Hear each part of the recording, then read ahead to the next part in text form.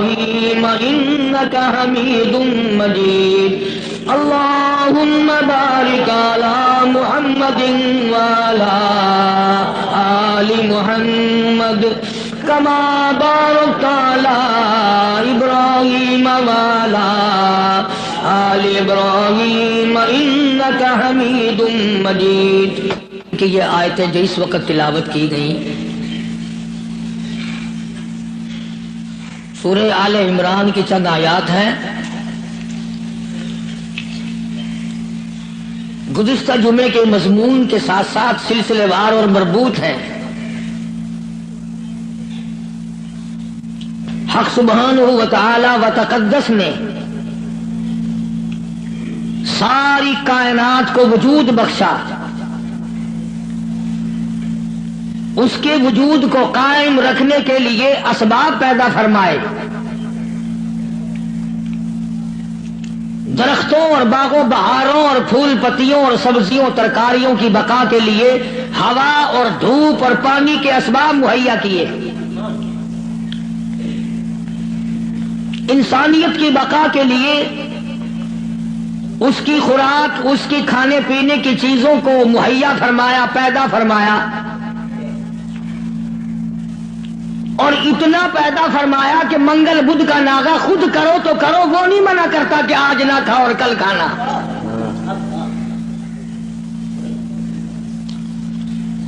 اسی لیے لوگوں نے منگل بدھ کے دن ختم دلوانا چھوڑ دیا. مولوی ختم پہ مسور کی دال پہ آئے گا کیسے؟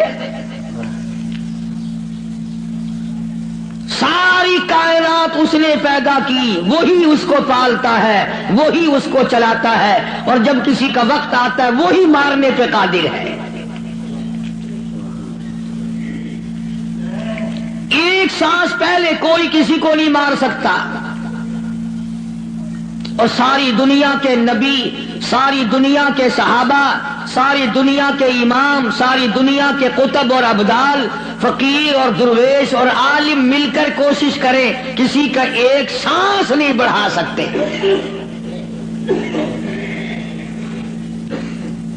جو وقت معین فرما دیا رب العالمین نے، نہ پہلے موت آ سکتی ہے اور نہ ایک سانس تک زندہ رہ سکتا ہے. خداوند عالم نے جب موت و حیات والا مسئلہ اپنے اختیار میں رکھا، زندگی کا اور موت کا، مرنے جینے کا معاملہ اپنے قبض قدرت میں رکھا ہے، تو نفع نقصان بھی اس کے سوا اور کوئی نہیں دے سکتا. نفع کا مالک بھی وہی ہے، نقصان کا مالک بھی وہی ہے. اب یہ تو ایک ہمارا فریب ہے، دجل ہے، ہیرا پھیری ہے، آگے بڑھ کر کہوں بے ایمانی ہے کہ اگر نقصان ہو جائے تو خدا کی طرف سے ہوا، منافع ہوا تو فلاں پیر نے کر دیا یا ہم نے کیا. گھاٹا پڑ جائے اللہ کی طرف سے، نقصان پڑ جائے اللہ کی طرف سے، نقصان پڑ جائے اللہ کی طرف سے، نفع کتنا ہی مل جائے کبھی شکر ادا نہیں کرے گا کہ رب العالمین کی بڑی کریمی ہوئی، بڑی مہربانی ہوئی، اس نے بڑی بندہ نوازی فرمائی کہ مجھے اور میرے بچوں کو اللہ پاک نے روزی حلال عطا فرمائی.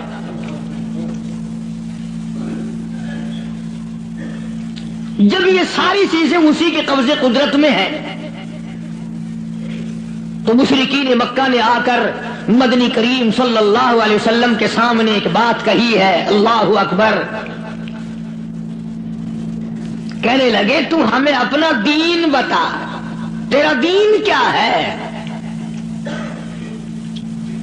جیسے یہاں بیٹھ کر دو چار آدمی بات کریں نا تو اشاروں میں اپنے لوگوں کو کہا کرتے ہیں یہ جڑا بندہ ہے نا گال پیا کرتا ہے یہ معلوم ہوتا پھریا ہوا بندہ ہے. مطلب یہ ہوتا ہے کہ بے دین دا بندہ ہے، بے فرقے دا بندہ ہے، کوئی اور طرح دا بندہ ساڈے مطلب دا نہیں.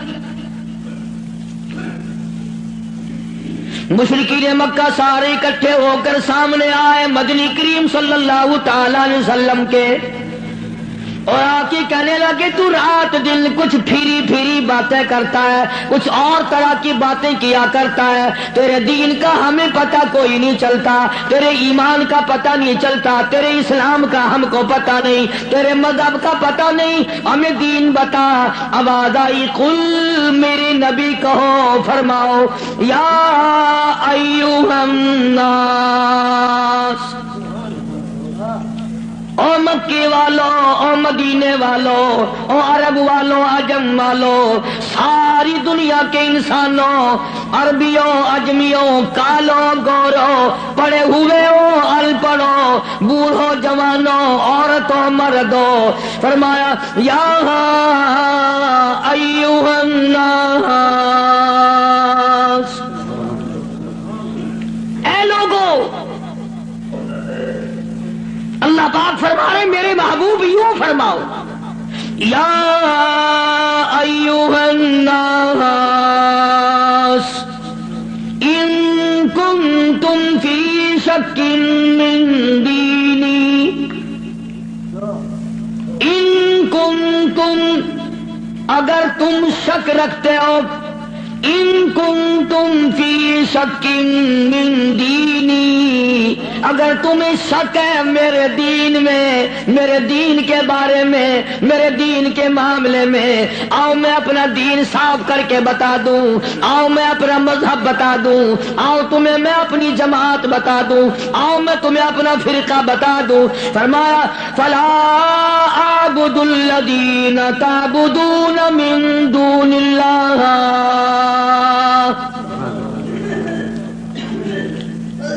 یہ ہے میرا مذہب،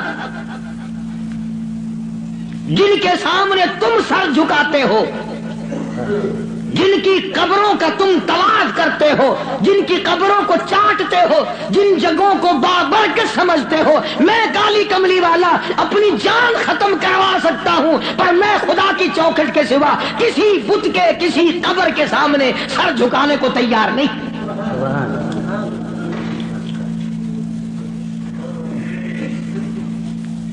سرکار مدینہ صلی اللہ علیہ وسلم نے ابراہیم علیہ السلام کی قبر کے سامنے سر نہیں جھکایا، تم ننگوں کی قبروں کے سامنے سر جھکاتے ہو۔ مدنی کریم صلی اللہ تعالی علیہ وسلم نے اسماعیل علیہ السلام کی قبر کے سامنے سر نہ جھکایا، یعقوب علیہ السلام کی قبر کے سامنے سر نہیں جھکایا، یوسف علیہ السلام کی قبر کے سامنے سر نہیں جھکایا، موسیٰ علیہ السلام کی قبر کے سامنے سر نہیں جھکایا، اور آپ صاف صاف فرما دیا فلا اعبد الذین تعبدون من دون اللہ، میں ہرگز ہرگز کسی اور کی عبادت کرنے کو تیار نہیں۔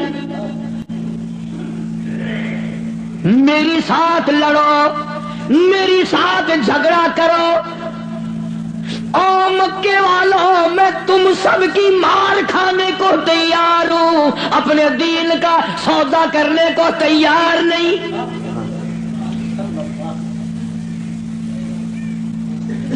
رات کو مارا، دن کو مارا، صبح مارا، شام مارا، اپنوں نے مارا، غیروں نے مارا، خدا کی قسم مکے کے مردوں نے مارا، آمنہ کے درے یتیم کو مکے کی عورتوں نے مارا۔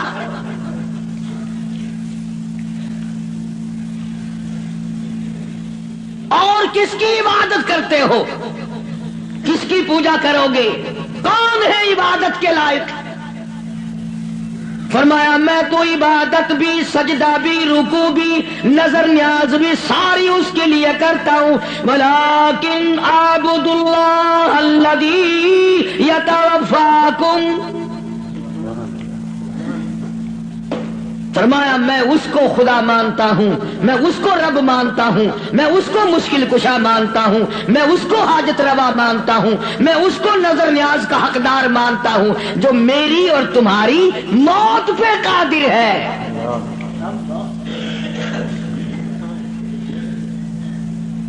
اللہ پاک جل شانہ نے کتنی بڑی دلیل عطا فرمائی، جو کسی کو مارتا ہو، زندہ کرتا ہو، پیدا کرتا ہو، وہ خدا ہے، جو مر جائے وہ خدا نہیں۔ بھلا جس کی خود موت آ جائے وہ خدا کیسے ہے؟ قرآن کہتا ہے ایک لمحے کے لیے، ایک سیکنڈ کے لیے جس کو اونگ آ گئی وہ خدا نہیں، اور جو عمر بھر کے لیے قبر میں جا کے سو گیا وہ خدا کیسے ہو سکتا ہے؟ فرمایا اللہ لا الہ الا هو الحی القیوم، الہ وہ ہے، مشکل کشا وہ ہے، ستاروں کا مالک وہ ہے، چاند کا مالک وہ ہے، للشمس ينبغي لها ان تدرك القمر ولا الليل سابق النهار وكل في فلك يسبحون۔ فرمایا کتنی مدت گزر گئی، چاند سورج کو گردش کرتے، کبھی ٹکر ہوئی، کبھی ایکسیڈنٹ ہوا، رات دن کو کتنے دن ہو گئے چلتے ہوئے، کبھی تک آپس میں ٹکراؤ تصادم ہوا؟ تو ارشاد فرمایا محمد عربی صلی اللہ علیہ وسلم کی زبان سے، اللہ پاک نے، کلام خدا ہے، زبان مصطفیٰ ہے، حکم خدا کا ہے، زبان کالی کملی والے کی ہے، فرمایا ولیکن اعبد اللہ،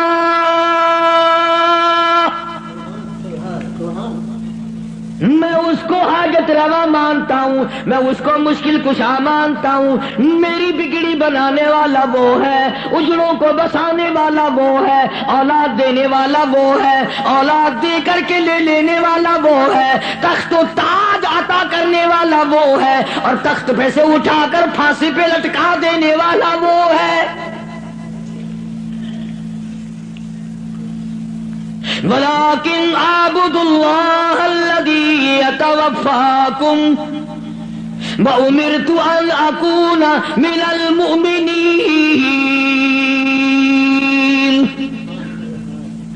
مجھے حکم ملا ہے کہ میں سب سے پہلے اس مالک کائنات پہ یقین کرنے والا بنوں، فرما برداری کرنے والا بنوں، احکام کو سنبھالنے اور عمل کرنے والا بنوں، سب سے پہلے مجھے حکم ملا ہے۔ وَأَنْ أَقِمْ وَجْهَكَ لِلدِّينِ حَنِيفًا وَلَا تَكُونَنَّ مِنَ الْمُشْرِكِينَ، فرمایا کہ مجھے حکم ملا ہے میں اللہ سبحانہ و تعالیٰ کی طرف منہ رکھوں، منہ رکھنے کا مطلب یہ کبھی اس سے نہ بگاڑوں، اس کے مقابلے میں کبھی کسی کو حاجت روا نہ جانوں۔ اچھا ایک لفظ اور سمجھ لیں، اگر آپ کی سمجھ میں یہ باتیں بیٹھ جائیں تو انشاءاللہ تا زندگی کام آئیں گی۔ یہ جو لفظ سبحان ہے، سبحان ربی العظیم، سبحان ربی الاعلی، سبحانک اللہم، سبحان اللہ وبحمدہ، سبحان اللہ والحمدللہ، فسبحان اللہ رب العرش العظیم، سبحان اللہ عما یشرکون، یہ جو قرآن میں، نماز میں، حدیثوں میں لفظ سبحان ہے، اس کے معنی، اس کا ترجمہ سب علماء اور تمام لوگ یہ کرتے ہیں پاک ہے اللہ۔ اس کا مطلب یہ معنی یہ کرتے ہیں پاک ہے اللہ، سبحانک اللہم، اے اللہ ہم تیری پاکی کا اقرار کرتے ہیں۔ جو میں آپ کو سمجھانا چاہتا ہوں وہ اب بھی نہیں سمجھے، وہ اب بھی نہیں سمجھے، پاک ہے ذات تیری۔ پتہ لوگوں نے کیا سمجھا؟ گندگی سے پاک ہوگا، چھینٹے پڑنے سے پاک ہوگا، استنجا کرنے سے پاک ہوگا، بیوی سے پاک ہوگا، ماں باپ سے پاک ہوگا، کھانے پینے سے پاک ہوگا، سونے سے پاک ہوگا، کسی کا محتاج نہیں ہوگا۔ یہ معنی نہیں ہے۔ سبحانک اللہم، اے اللہ ہم تیری پاکی کا اقرار کرتے ہیں، تو پاک ہے۔ کیسے پاک ہے؟ پلیتی سے پاک مراد نہیں،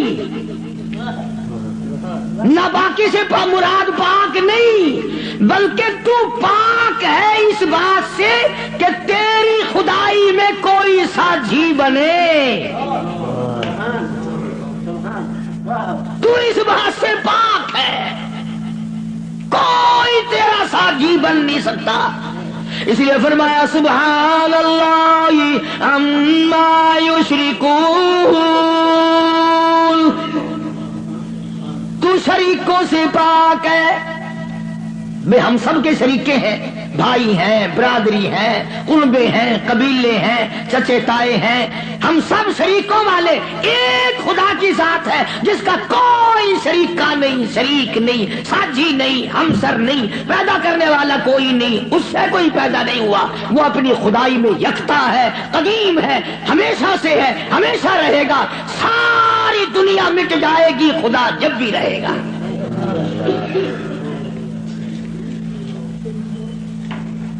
لوگ سبحان اللہ کا معنی یہ سمجھتے ہیں، سارے مولوی بھی سکھاویں اللہ کی ذات پاک ہے، لوگ یہ سمجھتے ہیں غسل خانے میں سے نہا کے نکلا ہوگا، پاک ہو گیا، پاک ہے۔ تمام ان چیزوں سے وہ پاک ہے جو محتاجوں میں ہوا کرتی ہیں، اور وہ اتنا بڑا پاک ہے کہ 1,24,000 نبی مل کر، سن لو اور دل کی تختی پہ لکھ کے لے جاؤ، آدم علیہ السلام سے لے کر امام الانبیاء محبوب کبریا حضرت محمد مصطفیٰ صلی اللہ تعالی علیہ وسلم کی ذات اقدس تک 1,24,000 نبی، ابو بکر صدیق سے لے کر بلال حبشی تک 1,29,000 صحابہ اکرام، ہزاروں کتب، ہزاروں ابدال، تمام کے تمام نبی، رسول، پیغمبر، صحابہ، ولی، قلندر مل کر اللہ کی ذات سے ایک ذرہ برابر کام زبردستی نہیں کرا سکتے۔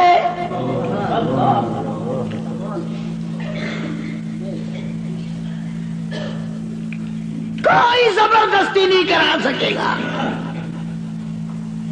آیت الکرسی کی کیسٹ آپ نے سنی ہوگی، فرمایا من ذا الذی یشفع عنده الا باذنہ، من، یہ جو لفظ ہے عربی کا من، اس کے معنی پتہ کیا ہے؟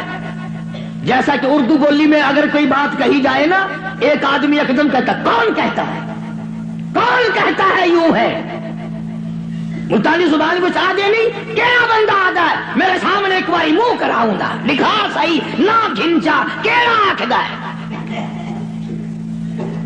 فرمایا من ذا الذی یشفع عنده، کون ہے زبردستی سفارش مجھ سے کرانے والا، میرے سامنے کرنے والا، الا باذنی، جب تک میں اجازت نہ دوں کوئی دم نہیں مارے گا۔ میری طرف سے اجازت جب تک نہ ہوگی، نہ اولاد ماں باپ کے حق میں سفارش کر سکے گی، نہ نیک آدمی اپنے ساتھیوں اور دوستوں کے بارے میں سفارش کر سکے گا، بلکہ فرمایا جب تک میری طرف سے اجازت نہ ہوگی، نبی بھی، خود مدنی کریم صلی اللہ علیہ وسلم بھی اس وقت تک سفارش نہیں کر سکتے جب تک اللہ پاک کی طرف سے اجازت نہ ملے۔ جو میں نے ترجمہ کیا، گھروں میں قرآن کریم رکھے ہیں، دیکھ لینا جا کر۔ من ذا الذی، کون ہے، کس کی مجال ہے، کس کی جرت ہے، کون میرے سامنے آ سکتا ہے؟ اور کیسے سامنے آئے؟ میدان محشر ہوگا، قرآن کریم ہے، اب آد آتی ہے یوم یجمع اللہ، یوم یجمع اللہ الرسل فیقول ماذا اجبتم، اللہ پاک سارے نبیوں کو، سارے رسولوں کو، سارے نبیوں کو، سارے پیغمبروں کو جمع کر کے فرمائیں گے کیا تم نے لوگوں کو کہا تھا؟ حالانکہ اللہ پاک جانتا ہے، وہ عالم الغیب ہے، اسے پتہ ہے، مگر پھر بھی ضابطے کو پورا کرنے کے لیے پوچھتا ہے۔ ایک دو کی بات نہیں، یوم یجمع اللہ الرسل، سارے رسولوں سے اللہ پوچھے گا۔ فیقول ماذا اجبتم، کیا تم نے کہا تھا خدا کے سوا ہماری پوجا کیا کرو، ہماری قبروں کو سجدے کیا کرو، ہماری قبروں کا طواف کیا کرو، ہماری قبروں پہ غلاف چڑھایا کرو، ہماری قبروں پہ دیے بالا کرو، ہماری قبروں پہ پھول چڑھایا کرو. فیقول ماذا اجبتم، کیا تم نے کہا تھا؟ قرآن کریم ہے، سارے کے سارے کانپ جائیں گے، لرز جائیں گے، ڈر جائیں گے، اور سارے نبی فرمائیں گے قالوا لا علم لنا، اے بے نیازی، او بادشاہ، او خالق، او مالک، تیری ذات جانتی ہے، لا علم لنا، ہمیں تو پتہ بھی نہیں یہ بدبخت کب سجدے کرنے آئے، کب پوجا کرنے آئے، کب چراغ جلانے آئے، ہمیں کون سی سردی لگتی تھی، یہ کب غلاف چڑھانے آئے، یہ کب پھول چڑھانے آئے. انک انت علام الغیوب.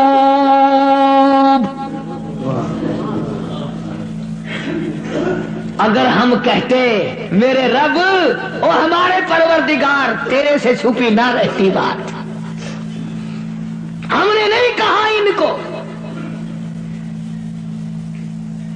اللہ سبحانہ و تعالی نے پھر آگے چل کر چند آیتوں کے بعد ایک ایسے پیغمبر کا تفصیلی ذکر فرمایا.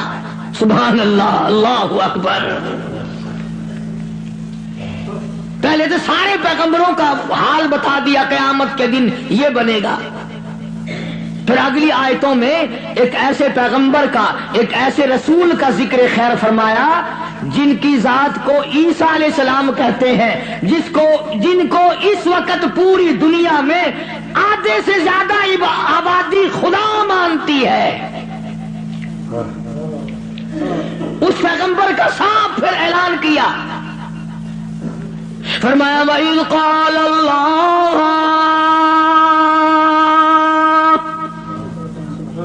یا عیسیٰ ابن مریم،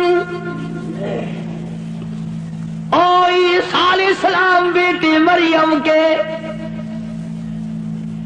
یا عیسیٰ ابن مریم، او مریم کے بیٹے، او عیسیٰ علیہ السلام، یہ جو عیسائی تجھے خدا مانتے ہیں، اَأَنْتَ قُلْتَ، کیا تو نے کہا تھا مجھے الہین من و امی الہین من دون اللہ.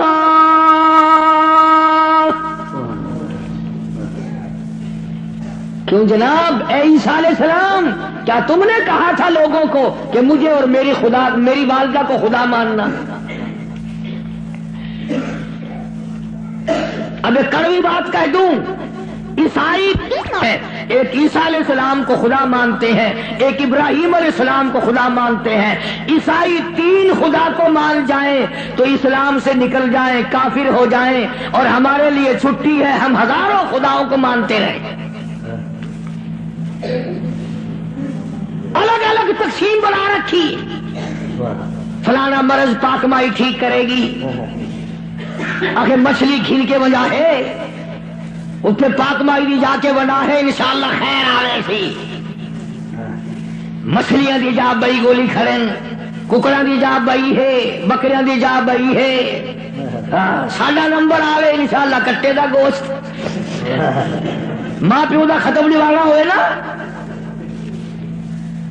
اندازہ لگا، تماشا دیکھ کیا بنا رکھا ہے. الگ الگ جگہ بنا رکھی ہے. اولاد وہاں سے ملے گی، بادشاہت وہاں سے ملے گی، دکان میں برکت وہاں سے پڑے گی. کیا بتاؤں؟ آواز آئی عیسیٰ ابن مریم، او عیسیٰ علیہ السلام بیٹے مریم کے، انت، خدا کی قسم اگر تم عربی سمجھتے نا، عربی تمہارے کلیجے پھٹ جاتے. خدا نے یہ جو لفظ استعمال کیے نا یہاں انتا، بڑے جھڑکی والے لفظ ہیں، اور کیا تو نے من دون اللہ، میرے سوا۔ اللہ اکبر، اللہ پاک کے غضب کو، اللہ کے قہر کو، اللہ کے جلال کو انبیاء سے زیادہ کون سمجھ سکتا ہے؟ پیغمبروں سے زیادہ اس کے قہر کو کون جانے؟ عیسیٰ علیہ السلام تھرا جائیں گے، گھبرا جائیں گے۔ قرآن اب جواب کیا ہونا چاہیے تھا؟ سب کو اللہ کے سوا خدا بنا لینا، تو جواب یہ ہونا چاہیے تھا نہیں جی، نہ صحیح، نہیں صاحب میں نے ایسا نہیں کیا۔ اللہ اللہ عبادت عیسیٰ علیہ السلام روئے، گھبرائے، بول اٹھے، فرمانے لگے قال سبحانک، آیا وہی لفظ عیسیٰ علیہ السلام، پاک ذات تیری، سبحانک، تو پاک ہے، شریکوں سے پاک ہے، عیبوں سے پاک ہے۔ جب تو خود پاک ہے میں شریک کیسے بن جاتا؟ ہاں کی بات نہیں کری، خدا کی عدالت ہے۔ ہاں شیشن میں عدالت میں پیشی ہونا، کئی دن پہلے بخار چڑھ جاتا ہے، ہائی کورٹ کی پیشی ہو ہفتہ پہلے دماغ خراب ہو جاتا ہے، سپریم کورٹ کی پیشی ہو 6 مہینے پہلے دماغ خراب ہو جاتا ہے فکر میں۔ ارے خدا کی عدالت کی پیشی ہے، عدالت خدا کی ہے، پیشی نبی کی ہے۔ فرمایا قال سبحانک، بولے ہیں عیسیٰ علیہ السلام، یا اللہ پاک ذات تیری، ما یکون لی ان اقول ما لیس لی بحق،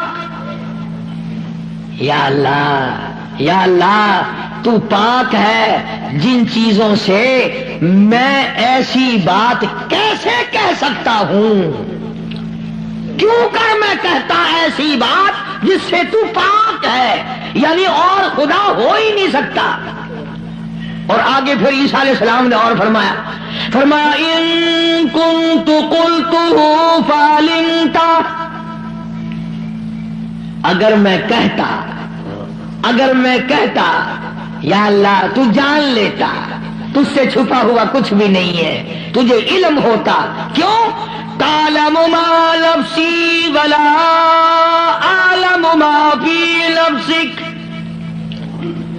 تجھے وہ سارا پتا ہے جو میرے دل میں ہے، میرے جی میں ہے، اور میں نہیں جانتا جو کچھ تیرے علم میں ہے۔ تعلم ما نفسی، تو جانتا ہے جو کچھ میرے دل میں ہے، میرے جی میں ہے، ولا اعلم ما فی نفسک، میں نہیں جانتا جو کچھ تیرے علم میں ہے۔ انک انت علام الغیوب، غیب کی باتیں جاننے والا تو ہی ہے، تیرے سوا کون جانے کل کیا ہوگا، پرسوں کیا ہوگا، صبح کیا ہوگا، شام کیا ہوگا، اور کوئی نہیں جان سکتا۔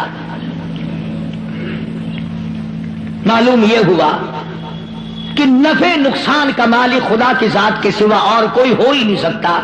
تو بات یہاں سے چلی کہ محمد عربی صلی اللہ علیہ وسلم کو مشرکین مکہ نے پوچھا تو اپنا دین بتا، تو اپنا عقیدہ بتا، آپ اپنا مذہب بتائیں، آپ اپنا مسلک بتائیں، آپ اپنا عقیدہ بتائیں۔ تو فرمایا وَأُمِرْتُ لِأَنْ أَكُونَ أَوَّلَ الْمُؤْمِنِينَ، مجھے حکم ملا سب سے پہلے میں یقین کرنے والا بنوں۔ وَأَنْ أَقِمْ وَجْهَكَ لِلدِّينِ حَنِيفًا وَلَا تَكُونَنَّ مِنَ الْمُشْرِكِينَ،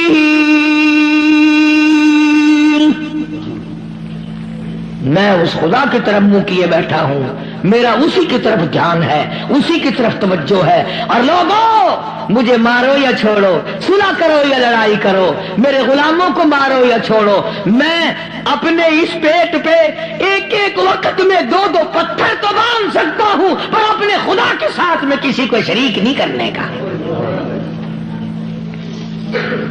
میں ایک ایک وقت میں 15 دن درختوں کے پتے تو چبا سکتا ہوں، پر میں اللہ سبحانہ و تعالیٰ کے ساتھ میں کسی کو شریک نہیں کر سکتا۔ اس کی چوکھٹ کے سوا میں اور کسی جگہ سر جھکا نہیں سکتا۔ یہ سر کر سکتا ہے، جھک نہیں سکتا۔ کیوں؟ فرمایا وَلَا تَدْعُ مِن دُونِ اللَّهِ مَا لَا يَنفَعُكَ وَلَا يَضُرُّكَ۔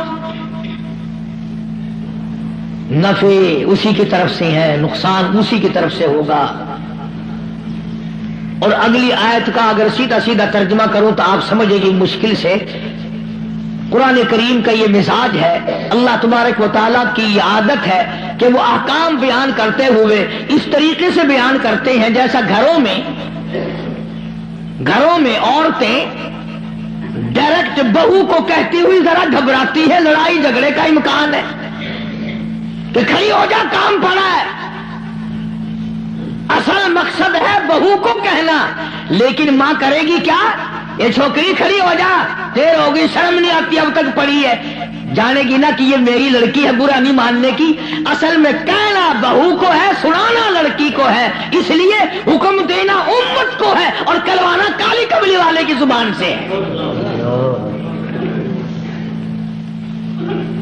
لوگ قرآن کا مزاج نہیں سمجھ سکتے۔ ڈائریکٹ عورت کبھی نہیں کہتی روٹی پکا لے، بہو کھڑی ہو کر روٹی برتن مانج لے، کپڑے دھو لے، بلکہ اگر صرف چھوٹی سی بچی بھی ہوگی اسی کا نام لے گی، یہ تو جھاڑو دے لے، وہ کر لگا لے، برتن پڑے ہیں انہیں صاف کر لے۔ حالانکہ کہنا بہو کو، نو کو کہنا مقصد ہے، لیکن ماں لڑکی کا نام لیتی ہے۔ اللہ سبحانہ و تعالیٰ نے فرمایا میرے محبوب اگر آپ نے نفع نقصان کا مالک کسی اور کو سمجھا، اللہ اکبر، پھر قرآن کریم کا مزاج دیکھو، فرمایا فَإِن فَعَلْتَ